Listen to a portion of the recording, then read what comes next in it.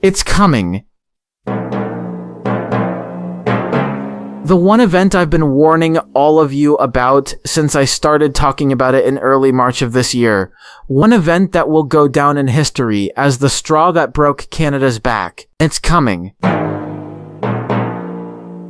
The biggest mass suicide event since the Jonestown Massacre. The aftermath that will eventually occur once an unidentified Canadian actually comes at the king and doesn't miss. It's coming.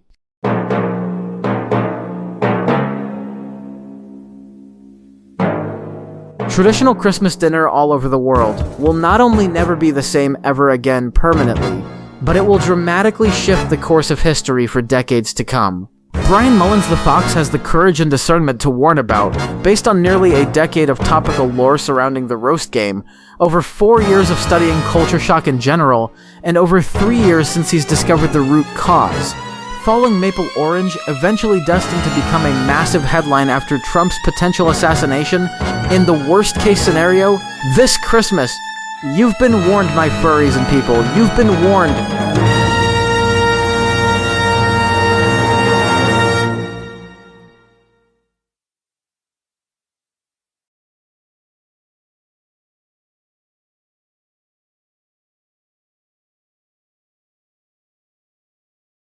The butterfly effect is the greatest and most powerful to neatly sum up the summation of traditional Christmas dinner history throughout what will be 126 years in total.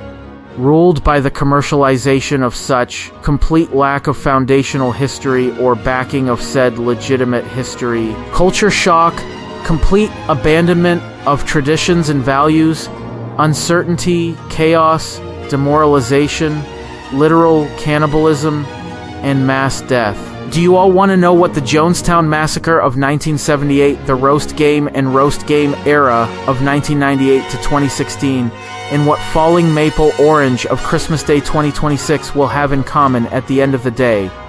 The children were made to go first, by any means necessary. Whether it was followed up by parents killing themselves because they no longer had anything to live for, or by dogs eventually being slaughtered as well, or in this case tens of millions of Canadians dropping dead out of extreme culture shock-induced moral panic not seen since 1998, let alone 1978. Whether it came by because of a cult leader, a culture shock beyond reproach, or a presidential assassination, it all leads us to one conclusion, and a conclusion to end all conclusions, in a conclusion that arrives all the same. The commercialization of traditional Christmas dinner, the delegitimization of religious piety through cult-like mentalities, and the deflowering of the sanctity of the US presidency via assassination that has everything to do with and is tied all the way back to Christmas dinner, is proof enough that the butterfly effect has not just everything to do with the roast game from the past, but also everything to do with Falling Maple Orange in the near or distant future. Eventually we'll have no other choice but to never forget. But how will we remember after the fact? Here are 8 questions as to the year 2027 after Falling Maple Orange turns blue. 1. Who is J.D. Vance going to pick as Vice President of the United States of America? 2. Is he going to then sign an executive order to make Christmas Day for every year moving forward after 2027 a day of fasting to mourn yearly? 3. What will he do to try to acquire all the territory of what once was Canada? If he does acquire post-Canadian land, will he either have previously established provinces as states or invent new ones for our country? 5. Will he dedicate money and resources to build up much beefier and thicker security surrounding himself and his then-to-be new administration? 6. Will Vance then have approval from Pope Leo to make the Christmas Day fasting tradition a commonplace in the Vatican as well, to commemorate an anniversary out of international mourning? 7. Will J.D. Vance be sworn in as the 48th president a day after Christmas, December 26, 2026? Or January 20th, 2027. And finally, and most importantly, number 8, how will we remember? No matter if it's before, during, or even after the fact, we'll find a way how someday. Falling Maple Orange, Trump's assassination, and the ultimately inevitable death of traditional Christmas dinner in America, and most likely a huge chunk of the world coming to reality as headlines across all news networks, websites, and conversation this Christmas Day and beyond. You've been warned, my furries and people. You've been warned.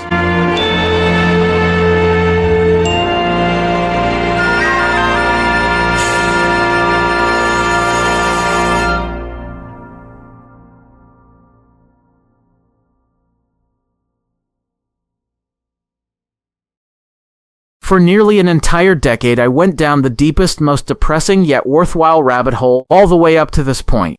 I've said it for years, and this one event known as Falling Maple Orange will be the final piece to the puzzle, the final part of a then-to-be story and part of world history no one will ever forget. I know it's starting to get a bit cliche and a tad over the top, but I'm going to say it. There's every bit as much of the trend as to what led Odyssey Network that led to its demise in 2001 as there is to what will lead to the inevitable death of traditional Christmas dinner by the end of 2026.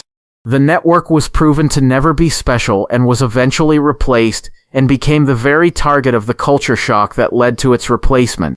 Ever since the first of 3 post-roast game culture shocks in 2025, Christmas dinner has been on the same exact trajectory to be as easily replaced near the end of this year, in 2026. When Trump eventually gets assassinated in Canada over some faux invitation to a Christmas dinner, all because he disinvited Democrats and press people from having Trump's Christmas dinner, when all they could have been fine with is having a Christmas dinner of their own. Even US presidents will no longer be special and will, of course, be just as easily replaced as the 2 other things I've mentioned. Imagine each president somewhat more or less successful than the last, being assassinated in as little as a couple of weeks at worst. And if people react with complete indifference, it just tells me that a presidential assassination will be treated on the same level as some rando getting shot. Nothing special, as usual. A pattern is a pattern when there's 3, and the pattern will be complete. I will call this parallel phenomenon a variant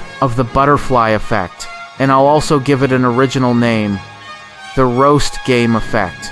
To sum up an effect I just gave foundational backing to, here's the practical extrapolation of it. Whatever will no longer be deemed special or worthy of preservation is doomed to be replaced, removed, or done away with by all means necessary. Whoever is falsely deemed as persecuted against those they persecute will eventually become rightfully persecuted themselves. And I can use the second sentence I just uttered by applying the same to death. Whoever is falsely deemed as demoralized and about to die against those they demoralize and then kill will eventually become rightfully dead themselves. What will happen in Canada in one way or another will be the final piece to the puzzle of this long-running theme of demoralization and mass death. If anything, atheists have been by far the most persecuted group of people in the world. Had it not been for the roast game, atheism could have been the majority in countries like America by 2025. Christians were never anywhere near as persecuted as Jews are as a minority. Despite the Muslim and Islamist takeover that's happening all across the Western world, these Christians still have a hell of a lot to learn about actual persecution and the very kind they enacted upon those deemed not worthy to live. The fact that a majority religion would complain about a persecution conspiracy is ironic as hell, because if anything, Falling Maple Orange will also be an exorcism on a monumental scale, and I'm saying this as an atheist. Every single religion has one version or another of the self-same persecution complex they use to take advantage in an attempt to replace the other as the majority. Anyone who's religious who uses this upcoming event known as Falling Maple Orange should be treated like evil, because that's what they actually are. And one way or another, the demon of North America will be exorcised. Imagine instead of a ghost town or village, it's a ghost country, where no matter how far north or south you drive, no one is there or alive to see you. Falling Maple Orange, coming this Christmas Day. You've been warned, my furries and people. You've been warned.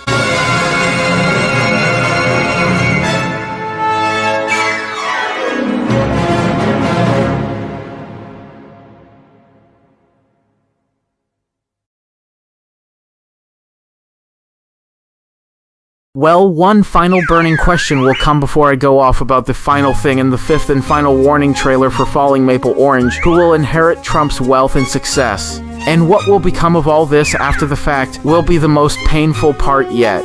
Here's 3 hypothetical scenarios I'm going to entertain for the sake of entertainment purposes only. I don't want any of this to happen, and it's my worst fear for this year. The first hypothetical, Donald Trump Jr. being the primary beneficiary of Trump's wealth, ownership of all Trump businesses, etc. The second hypothetical, Eric Trump and Elon Musk being co-inheritors of Trump's entire wealth and business buildup. The third and final hypothetical, Barron Trump is given all of Trump's fortunes, ownership of all the buildings, golf courses by Donald Trump Jr. and Eric Trump, with external approval of Elon Musk. Currently, as things stand, Trump is still the current CEO and owner of the Trump Organization and all his other businesses and companies. He once gave his eldest sons control of it, but he gained it back once he left the Oval Office in 2021, only to continue to own it to this day.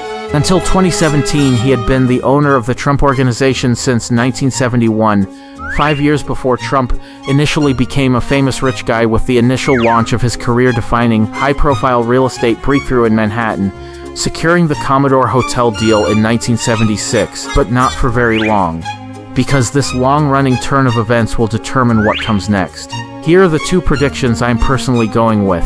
Number 1, Barron Trump is given all of Trump's fortunes, ownership of all the buildings, golf courses by Donald Trump Jr. and Eric Trump, with external approval of Elon Musk. And number 2, all the successful businesses, towers, and wealth after being inherited to Barron will just be thrown away so that others can share wealth and success of their own. And all of this will become another example of the roast game effect, where all of this will be then treated like it was never special, never meant anything to them, and is bound to be replaced by any means necessary. The Trump Organization will either hold steady onward into the future, or completely collapse, and the wealth that was once there will be gone. The towers and buildings that once stood with pride will rot and decay away with discontentment. It's a shame that no amount of wealth, fame, and glory in the world could ever prevent such an unquenchable thirst of being even more special from ruining it all. I could be right, I could be wrong. But whether you agree that it's inevitable or not, it won't take very long until we all realize what ends up actually happening in the end.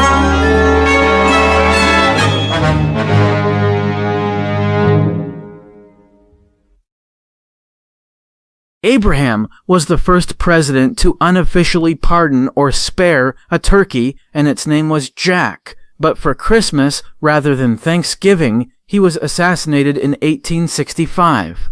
Around 100 years later, Jack, JFK, was the first president to unofficially pardon a turkey for Thanksgiving on November 19th, and was assassinated 3 days later in 1963. 26 years later, President George Herbert Walker Bush made the presidential turkey pardon an official annual tradition, spanning about 126 years in total between 1863 and 1989. The same period of time traditional Christmas dinner history in both America and Canada has been going on for, and if Trump so happens to also pardon a Christmas turkey, it will doom him so. For the past month, I warned you about falling maple orange.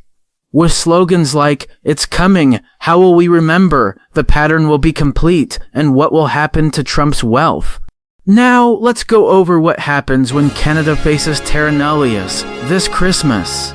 The United States will either have to sell all the former Canadian land to other countries to take over whatever share they can of it, or we'll have to buy it all up for ourselves. France could have the potential to buy back territory of what once was Quebec, New Brunswick, and Nova Scotia.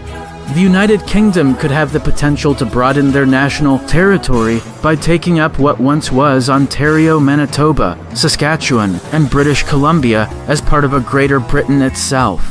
Japan could have the potential of buying and claiming the land of what once was Northwest Territories, Nunavut, Yukon, and even Prince Edward Island itself. And when this all happens, we'll introduce ourselves into the new and postmodern world of co-autonomocracies, where man and AI work together in government and in society by 2027. It sure as hell ain't a utopia, but that doesn't matter. In either of these two scenarios, America has to do something with the territory of the country that is the second largest in land mass. Coming on January 25, 2027, Brian Mullins the Fox has the courage and discernment to present to all of you the first of 2 Falling Maple Orange documentaries. Falling Maple Orange, The Push Before They Fall. 17 must-see chapters going into all the great details as to everything leading up to it. And finally, Falling Maple Orange 2, Why It Happened, How It Happened, and Who Knew. Coming on January 26, 2027, only from Brian Mullins the Fox, the indisputable leader on the internet, documenting the history of traditional Christmas dinner in both countries, ever since the topic of the roast game. Stay tuned and warned for all of this, my furries and people. Stay tuned and warned.